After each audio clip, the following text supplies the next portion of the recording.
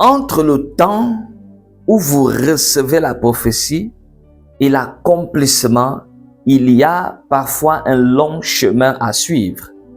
Surtout lorsque cette prophétie est une prophétie qui est liée à l'accomplissement de votre destinée.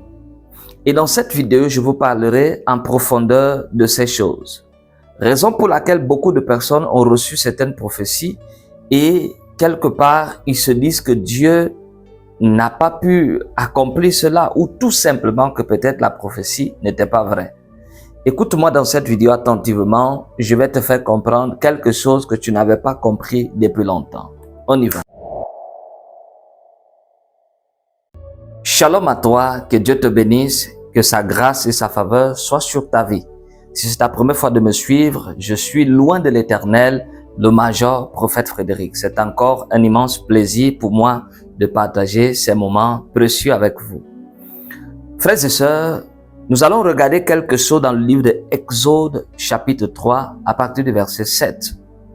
Et que nous dit la parole de l'Éternel? L'Éternel dit: j'ai vu la souffrance de mon peuple qui est en Égypte, et j'ai entendu les cris que lui font pousser ses oppresseurs, car je connais ses douleurs.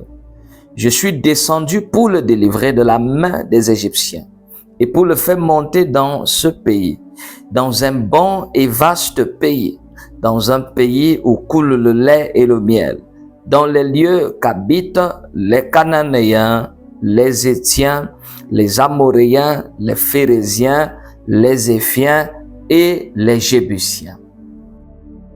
Regardons quelque chose. Dieu s'adresse à son peuple et lui fait une très grande promesse, qui est celle de le délivrer de l'Égypte pour l'amener quelque part dans une terre qu'il les promet. Mais il y a quelque chose que beaucoup d'enfants d'Israël n'avaient pas pris en compte.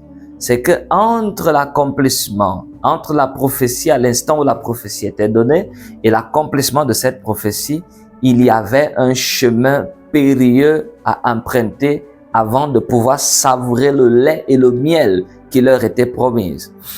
Il fallait qu'ils puissent d'abord braver la mer Rouge, braver le désert, braver les peuples qui occupaient déjà ce terrain. Parce que la Bible va mentionner ici que ce peuple est déjà occupé par les Cananéens, les Éphiens, les Jébusiens, les Amoréens, les Phérésiens.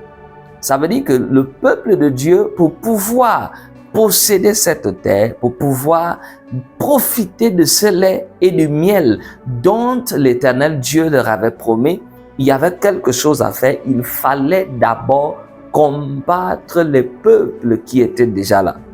Est-ce que vous me comprenez? Ça veut dire qu'il fallait procéder à ce qu'on appelle une conquête. Il fallait conquérir ce peuple en bataillant, en luttant contre ces peuples. Donc, comprenez quelque chose.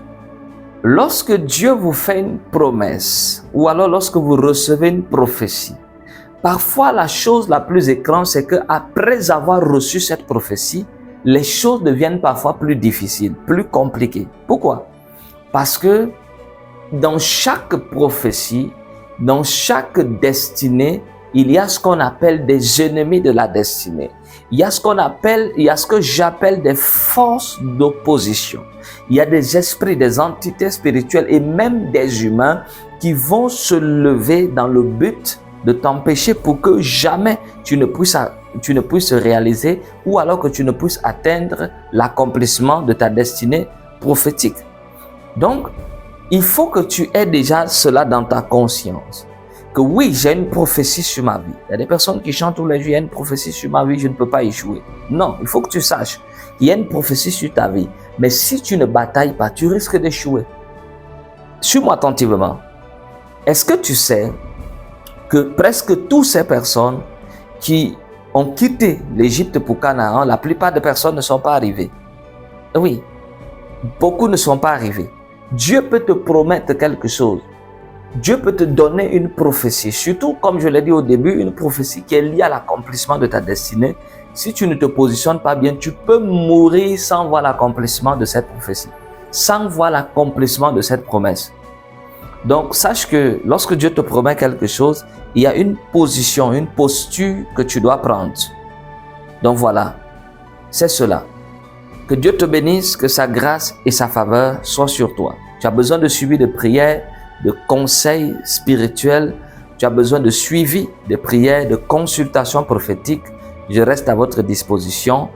Je vous invite donc à vous abonner, à partager cette vidéo, à tapoter l'écran et surtout à envoyer à plusieurs personnes pour pouvoir recevoir aussi cette parole prophétique. D'ici là, portez-vous bien. Je vous souhaite une agréable début de semaine et surtout que l'année 2025 continue de vous réserver plusieurs bénédictions, plusieurs élévations. À très bientôt dans une prochaine vidéo. Shalom à tous.